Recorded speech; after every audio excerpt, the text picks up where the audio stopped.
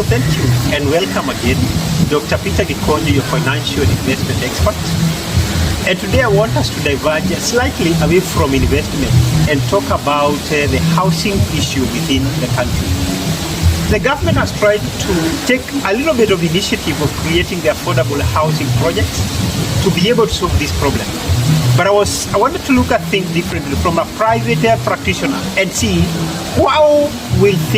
how can things be done differently to be able to achieve maybe the housing gap. And the housing gap is huge because in the country we have close to about 2 million housing units as a gap.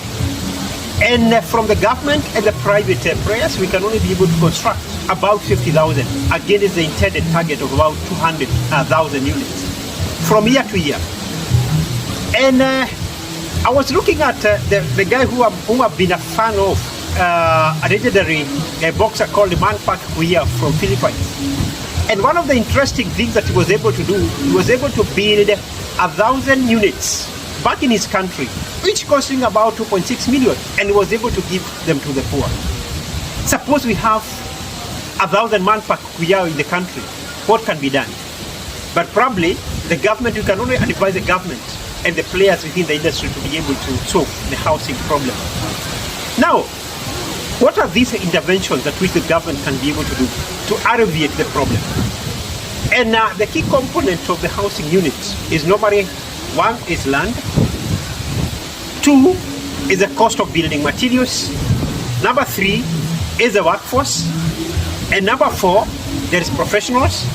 And how can we be able to combine all these efforts and be able to subsidize all these parameters, the cost parameters of housing projects, and create affordable initiatives for investors, especially the low income earners and the people in the informal sector that who could be willing to be able to build the houses. I happened to have an experience of having stayed in Nairobi and looking at the Nairobi metropolis. That is the Kajiado County, places like Isinya and Kisaju.